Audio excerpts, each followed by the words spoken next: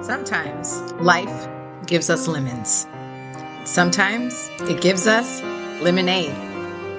Other times it gives us something entirely out of left field that makes us say, WTF.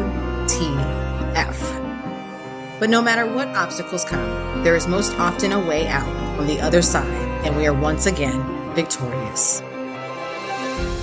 My name is Dr. Rowe, and you are listening to my podcast about resilience. Every guest shares a tragedy to triumph story to give listeners like you the inspiration to push through every single day. Listen now as my next guest shares how they were life-jacked. What do you do when searching for a job after being laid off results in endless responses of rejection? My name is Dr. Rowe, and this is LifeJacked, the Resilience Podcast. LifeJacked is when an unfortunate or unplanned event happens to jack with your life. My guest for this week, Abbie Richie, will share how she started a tech company after a year-long job search. Abbie is the host of Tech Tuesdays on Foresight TV. She is a TEDx speaker and the founder and CEO of Senior Savvy. She has been featured on The List TV, ABC, Fox, USA Today, and The Washington Post. While being laid off, she started volunteering, and this ignited a passion to serve the senior community. Abbie will share how she found her purpose in a moment of her own desperation and what she thinks is the best way to build resilience. Hi, Abbie. Welcome. Thank you so much for being a guest on my show. How are you? I'm wonderful. Thank you for that lovely introduction. It all sounds so nice and glossy, but it rarely is just like that. Most definitely. So, Abbie, you were happily working with a company and then it dissolved. You found yourself out of a job. What happened next? Yeah, so I had been working in education technology for many years. I absolutely loved it. When my company dissolved, I was kind of shocked. I thought, my goodness, I love doing this. How could I ever find something I love doing as much? But I can only do something that I am very passionate about. And while I tried to get another job that was similar to what I had been doing before, I did get hired, and then I quickly got fired about 30 days after that, getting that job. So it was a stretch of time for me. Yes, I just wasn't right for the company culture, which, in all honesty, it was the best thing they could have done for me because it helped me to get on to my next step. So, yeah, it was shocking. And I remember at the time talking to my dad, and my dad is an entrepreneur. In fact, I come from 4 generations of entrepreneurs on both sides. And so if you want to meet a group of resilient people, you should be meeting entrepreneurs because we know how to pivot, pick it up, and go again the next day. So I remember talking to my dad at the time, and I said, Dad, I just don't know why I'm in this position. I thought I had my career set, and now nothing is panning out, and I got laid off of that other job. I was only there for a month. And he said, you know what, Abbie? There's a golden pony under all this poop. And I said, okay, that's one of many dad-isms, right? But this was a new one. There's a golden pony under all this poop. And actually, it took me a couple of years to start to see the gold under the poop. So you were searching for a job. You got a job, but then you were fired. Mm-hmm. And then after you were still searching. And, yes, searching for a job is a job within itself, right? Oh, yeah. So what were some of the reasons you were given for not being hired? I am not sure. I know why I wasn't asked to stay with the other company. And one of the reasons was that I wasn't right for their culture. But I probably was also not right for the job. And what I mean by that was I was probably taking the easiest route to employment instead of really seeking my heart and finding something that I was passionate in doing. And another thing too was I was committed to working from home, and I've always worked from home since my children were born 16 years ago. So other reasons for not getting hired was having to go to an office, having too much accountability, being in front of my computer all day. These were all things that were hard for me to commit to. When I found myself out of a job and nothing was panning out, I thought, you know what, I am just going to serve. That's what I'm going to do. I've got time on my hands to volunteer, and I've always wanted to have time to do things, just be available to help people. And so at that time, my in-laws had downsized, and they needed help with their Wi-Fi and their cable, and then they needed new phones. And I was always happy to help them do that. And then they recommended my help to their neighbor, and then their neighbor. And then I found myself in the span of about 3 months helping many older adults with their technology. Now, I want you to know that I am not an IT person. I'm an educator. I'm a teacher at heart. And so at no point did I feel unequipped to help an older adult with their technology. To me, it was really a matter of teaching them information I already had up here in my head and just conveying it to them in a simple, non-techie way. Well, one of the very basic principles of entrepreneurship is you have to be able to solve a problem.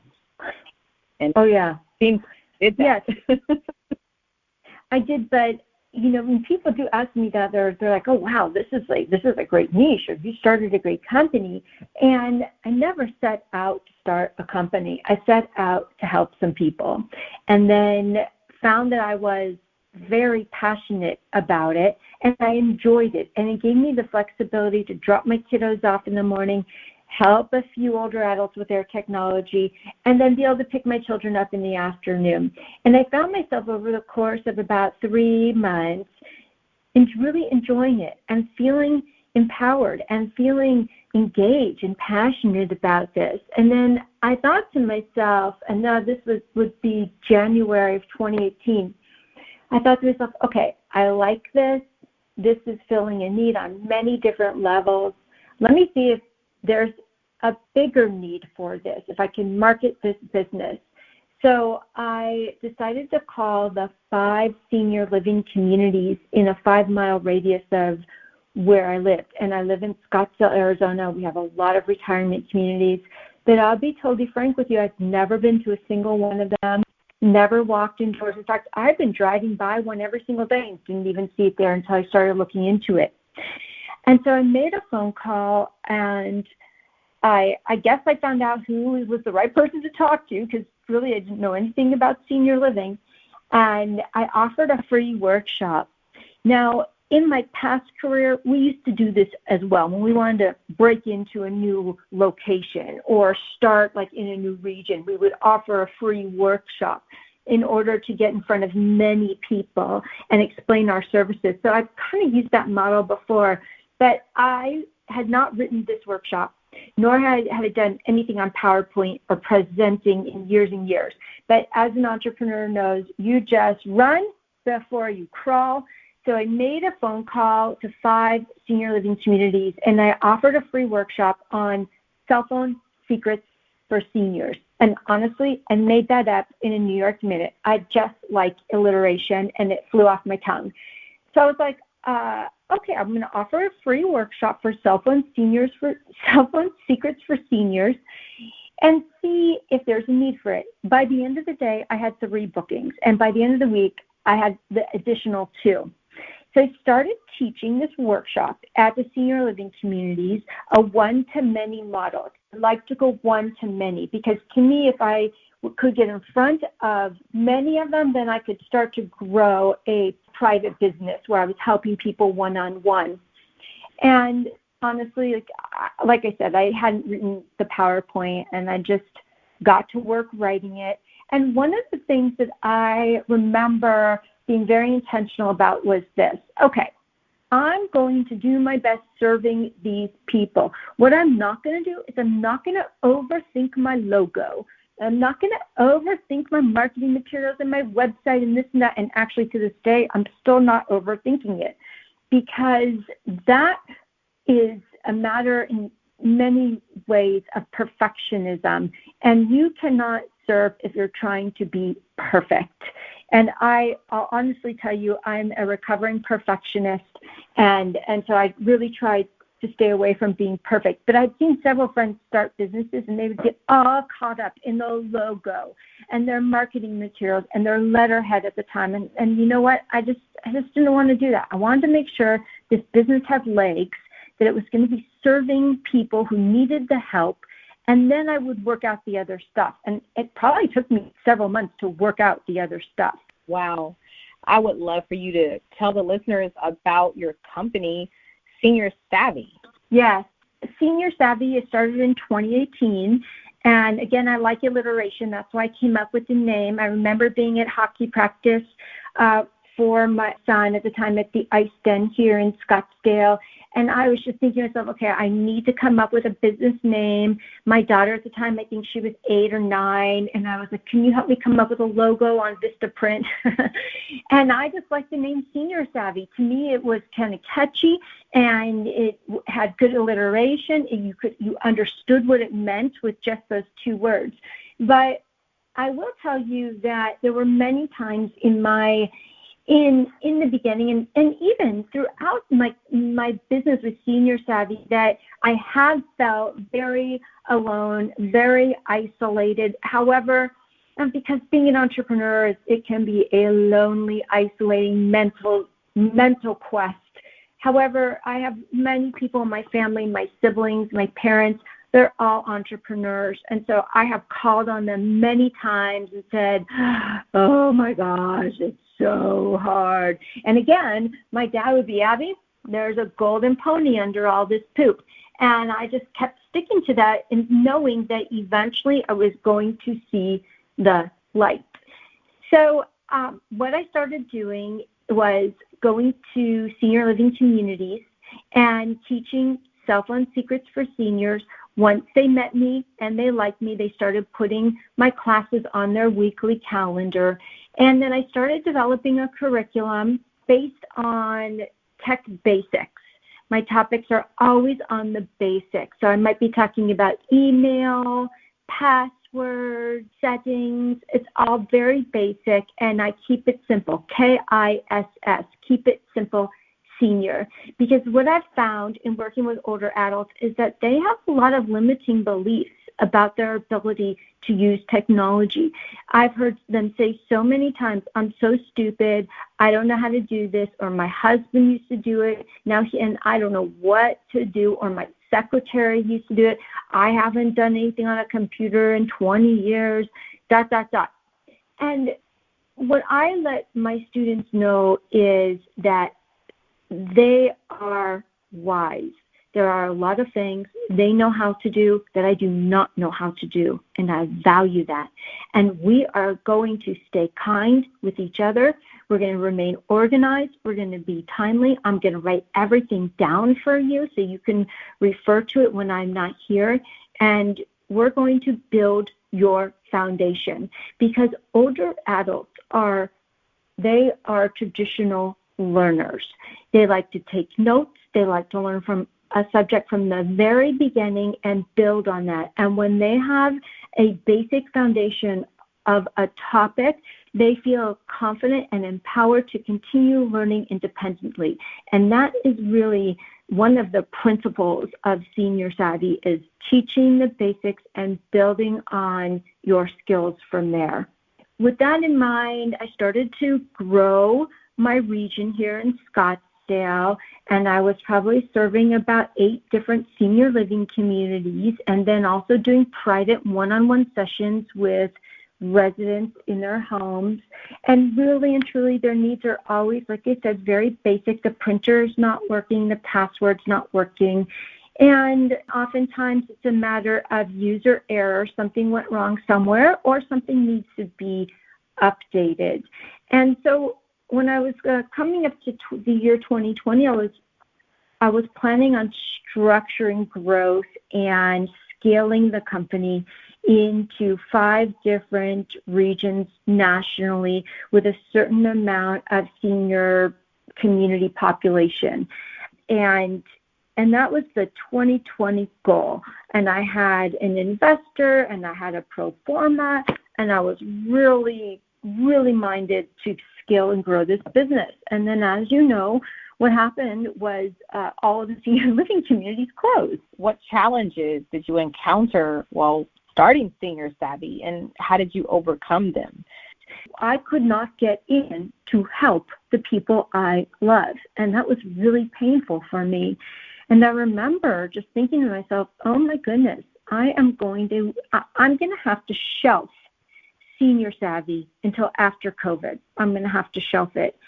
I can't get into to work with anyone. This is terrible. I don't know what. I'm just going to have to put it on a shelf until after COVID.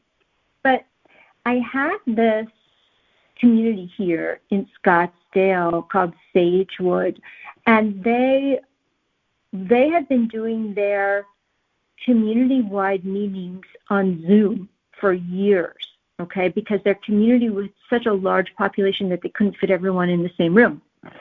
And so many of their residents knew how to use Zoom for those community meetings that they would do once a month.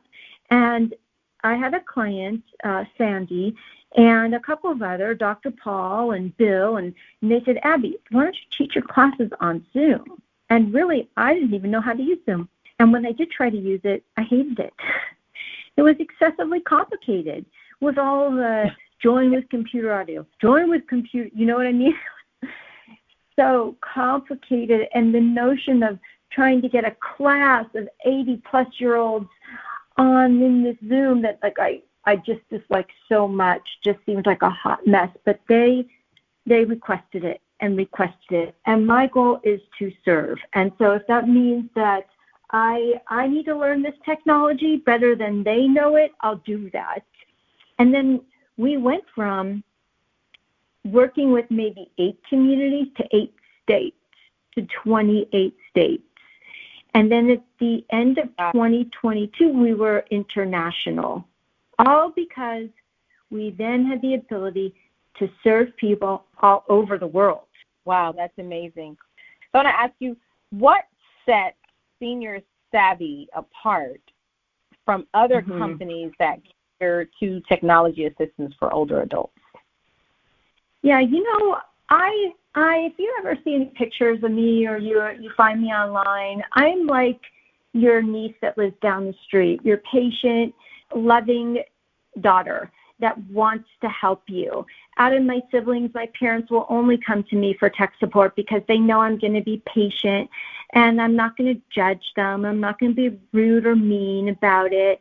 And so, my approach and the approach that I've taught the people who work with me is that we're like the niece that lives down the street that can help them.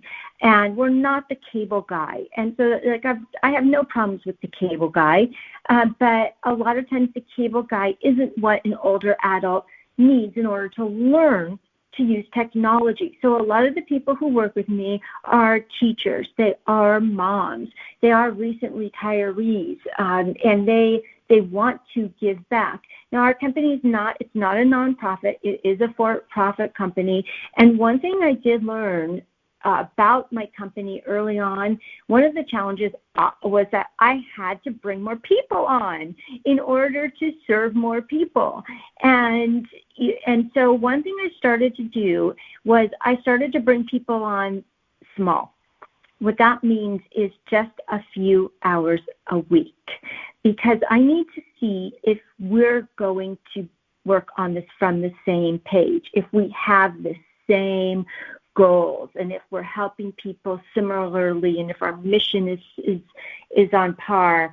And so I've always started people small. I start you off with 2 to 4 hours a week. I'm not going to put a whole bunch of hours on your lap and then have to shift gears from there.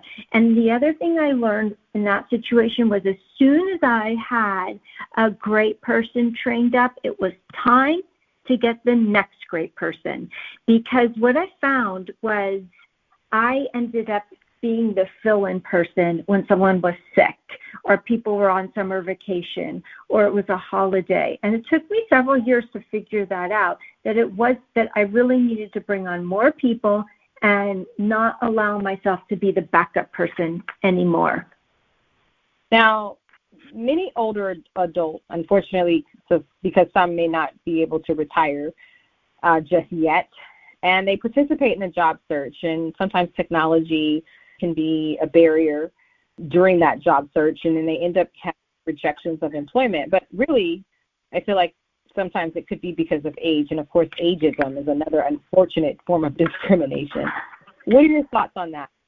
I think it's rampant. I really do. I think ageism is so insidious. We just don't realize how frequently not only our employers but also ourselves that we have ageist thoughts. You know, I think it's really easy to think to yourself, I'm too old, I can't figure this out. I can't begin to tell you how many times I've said that to myself. I'm too old, I'm so old, I can't figure this out, or this is too hard. No, I don't want to learn another thing, I'm too old, right? And so it's just the kind of thing that, like, we tell ourselves, we don't realize it, and other people tell themselves about us and whatnot, and we just continue to perpetuate this cycle of ageism, and I dislike it entirely. Another aspect of ageism that really rubs me wrong is when people say older adults don't want to learn to use technology or they can't, and that is a total myth. That is not true. This technology, it's not a determinant. Your ability is not a determinant of your age nor your aptitude, but your attitude. And if you want to connect with family and friends, you will figure it out. We have a whole workforce of people that are older adults that are qualified. They're wise. They have so much knowledge to share. And I have hired many recent retirees, and they're completely self-managed too. These are people who are going to show up to work on time. They're going to do what you ask them to do, and they're not trying to take over the world, nor do they think that there's the fast track to success. Like, they want to contribute to society. I love it. And I love how you mentioned earlier that some of your clients that you have helped, you're helping them not because they lack the intelligence to be able to work these technical devices. It's just they just don't have the know-how, but they just need someone to teach them. And you said that sometimes you learn some things from them because they are wise. Yes, I do, and I continue to. And when I'm with my clients, you know, they're just a little bit older than my parents, but I like being with them because they're sort of like the universal mom. You know how sometimes we have a universal remote that does all things? Some of my clients are like the universal mom. I could talk to them about anything, and they could give me advice about, you know, raising my children, running my business. One of my students is a business mentor, and their collective contribution is immense. Do you mind sharing a success story of how Senior Savvy has positively impacted a particular person's life? Yeah, so I saw this happening over and over and over again during COVID, and here's what it looked like. First, I want to talk about Marie. So Marie came to me during COVID. I got a call from her activity director at her senior living community saying that she needed help getting on Zoom. Now, this was like one call of 100. I got many calls like that throughout 2020, 2021. And so I got so good at getting people on Zoom over the phone that my kids would come around and we would cheer. We would cheer them on when we heard the ding-dong of them getting connected on Zoom, you know? Like we knew, I knew that I could do it because I had done it so many times and patiently. And I remember Marie, she wanted to do it. She was in her 90s, and she would say, Abbie, I'm in my 90s. You know that, right? I'd say, yes. Okay, I want you to click on this thing. What is that? And some of my students have vision problems. Nonetheless, Marie wanted to attend her great-granddaughter's birthday on Zoom. She wanted to be there. And I knew how important it was to her, and she couldn't travel, and she couldn't go there, and this was going to be her first great-granddaughter. And I just remember walking her through these steps, helping her get connected so she could participate in her great-granddaughter's birthday, and it was victorious. And that was just one of many victorious experiences during that time of getting people on Zoom. But there was another student in Kalamazoo, Michigan, and I was teaching at a community there every week with these lovely folks, all lifelong learners, just wanting to learn and continue to grow and expand. And I remember my student Martha, and Martha saying to me, you know, I never was able to get on my computer. My husband always did it for me. He always fixed stuff. I never considered myself computer literate. In fact, she was a retired librarian, and that was her comfort level. But she would say, you know what, I've been taking your workshops now for 3 months, and you teach us what we need to know. I'd always say, what do you guys want to know? And they'd say, we want to know what we don't know. And I'd say, okay, I'm going to teach you what you don't know. And so, you know, she would always say, you know what, after you taught that, you taught me about Microsoft Word. I was then able to write my memoir. I was then able to write the minutes from the committee meeting. I was then able to get on YouTube and find a video to help me repair my vacuum cleaner. And so it's just a lot of these little things that are helping older adults stay connected, whether it's booking a flight online, creating a grocery list in the event that you need to get your groceries delivered, or it's, you know, getting books on tape so you can continue to read when your eyesight has failed you. Well, Abbie, I just think that you are such an amazing individual. Lots of times when you're having to go through that job search process, and like you said, you're going job after job, and then you got a job, and then you were fired not too long after getting the job, which I'm sure was devastating. But you did not allow yourself to be life-jacked. You didn't. You found a way around it. You found your rainbow in your storm. I love it. Thank you. Thanks. There's a golden pony under all that poop. Golden pony under all that poop. I love it. Speaking of golden pony, so you went from working for someone else to working for yourself. Then one of the ultimates for people, becoming a TEDx speaker. Reflect on that experience. What was that like? You know, it's still surreal. I can tell you that much. That was summer of 2022.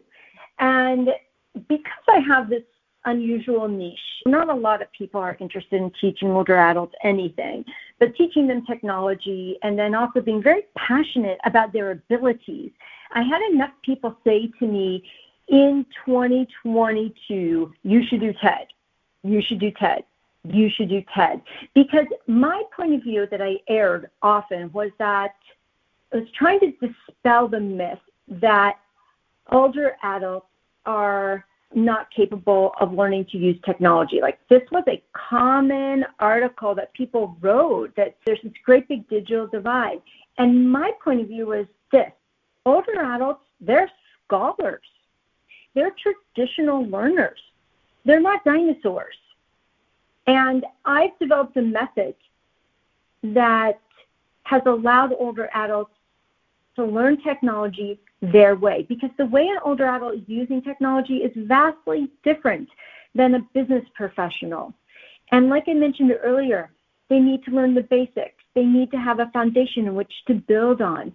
And they need you as their family member not to take the phone out of their hands and to do it for them, but to teach it to them and to teach it back to them, and fully expect that you're going to have to teach it to them again next time you see them. This is just part of the cycle of life, guys. And this is how we go from being taught by our parents to teaching our parents. And now, I had said this many, many times, so many times, like I said, that I had enough people say, you should do TED, you should do TED. Now, honestly, it was not on my list of things, like writing a book, not on my list of things, but I had enough people, and my boss on Tech Tuesday said, you should do TED. And I really respect his opinion. And so I decided to do TED. And when I get something in my mind and I decide to do it, it's done. It's already done. And now, if you've ever decided to do TED, you know that TED is a rigorous process. There's no real streamlining your TED application. There are many TEDs that are going on all over the world in every single city, and there are many opportunities to apply for TED, but it's a long game, okay? It's a long game. It's a marathon. And so I had a couple of my colleagues who had recently done TED, and I said, how did you do it? And they said, talk to Caesar, okay? Caesar is a TED coach. And I said, okay, I'll talk to Caesar. So Cesar Cervantes has a TEDx group, and he takes people in and he coaches them. And so I told him my TED idea. Older adults are not dinosaurs, they're scholars.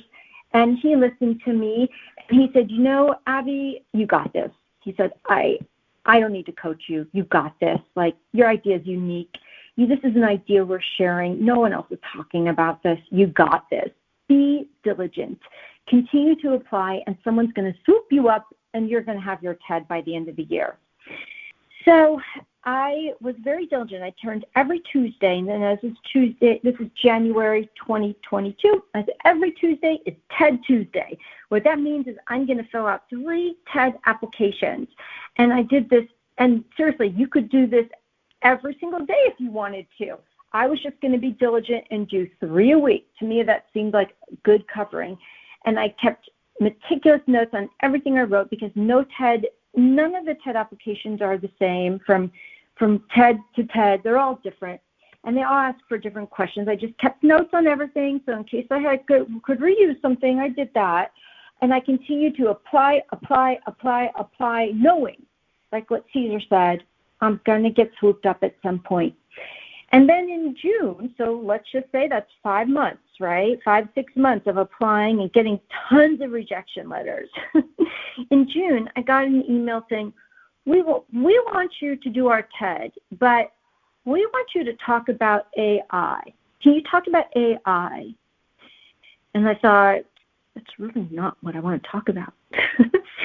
But if TED asks you to talk about AI, you're going to talk about AI, right? And so I said, okay, can I talk about AI as it impacts the boomer you love? Can I do that? And they said, yeah, okay, we could do that. And I said, okay, you got yourself a TED. That's good. So I worked on my TED. I prepped my TED. I watched every single TED out there on AI and did all my research, and it came up with a TED. And then I was going to go to California to do the TED, and then they said, our TED's going to be virtual because we still have too much COVID here. And at first I was a little bummed out because I thought, well, I'm not going to be able to get on that TED stage. But then I was like, oh, all right, girl, you got it easy. You don't have to get it. Like, I still got the TED, at the end of my name, but I don't have to go on stage. Okay. And so I delivered my TED from the comfort of my home. Now, I want you to know that the TED felt very personal to me. And I remember writing the TED and crying at the end. And I reached out to my friends who had done TED. I said, I feel so emotional about this TED, It's like I gave birth to something, and they said, you're on the right track, because if you're having an emotional response to it, you're giving yourself to it, right? And so in the same way, when I submitted the TED, and I still had to wait for them to accept it to be put into their other group of, their submissions. Anyways, during the time I submitted it and it was accepted, that was like another 3 months. I found out in October. But during that time, I felt pregnant. I had this TED baby in me. And I felt like I got this big TED baby. And then when they told me that I had been accepted and they were going to air my TED Talk, I felt like I had given birth to this thing that had lived in my mind, like that lives in your mind for quite a while. And once my TED baby was public, I wanted to keep that baby all to myself because it was so personal. I didn't want anyone else to look at my TED, to think about my TED, to talk about my TED. It was such a personal experience that I really was not ready to make it public. And even to this day, I'm still kind of protective over that TED, but also because I know that there's another TED in me, the original TED, about that I originally wanted to do. And that TED baby still lives in me. Well, I've watched your TED Talk on AI, and it was, yes, you were sitting on the couch from your home. It was really, really great. It was awesome. Mm-hmm. In your opinion, thank you, what are the best ways to build resilience? I think one of the best ways to build resilience is not giving too much thought to what other people think. And, you really cannot be consumed about what they're going to say, what they're going to be thinking about you.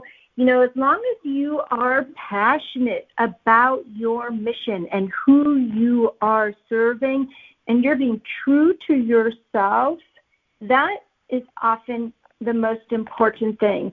The other thing that I've gained a lot of comfort from in talking with other entrepreneurs, people that you look up to in your field who are they're rock stars. They will tell you, you know what? We throw a lot of stuff at the wall, and a lot of it falls on the ground. And then we throw something, and then it sticks, and then we go with it. And so as long as you have that inner core of passion for what you're doing, that's going to help you get up the next day and throw the next idea at the wall and see if it sticks. Well, Abbie, thank you so much for your time. I really appreciate you. Can you take the time and let everyone know how they can contact you if they themselves are in need of tech-savvy tips or if they need them for an amazing older adult in their life? Yes, absolutely. So the best way is to email me, Abbie, ABBIE, at seniorsavvy, and that's SENIORSAVVY.net, NET. You can just email me, and I will get back to you, or someone in the office will get back to you. You can go to our website, seniorsavvy.net, and connect with us there. And, if there was anything I would really want to encourage someone in this situation is I would encourage you not to give up on your dream. Your dream is in your heart for a reason, and that reason is to see it come to fruition. So don't give up on your dream. And the other thing, too, I want to tell you, Dr. Rowe and your listeners, is that I started this company when I was 49. This was the second career that I had. I always thought I was going to do that other career. I felt like I was too old to start a company at 49 with school-age kids, blah, blah, blah, right? But you are not too old to learn to live out your passion. Well, Abbie, I wish you your company, and your family nothing but blessings and abundance. Thank you. Thank you. Thank you. It was such a pleasure talking with you. Please take care. Thank you. You too. Hey, are you really loving this podcast, or did you really enjoy this week's episode? Then please subscribe, like, rate, and leave a review. It's very much appreciated. And remember to live, laugh, love, learn, and then repeat. See you in the next episode.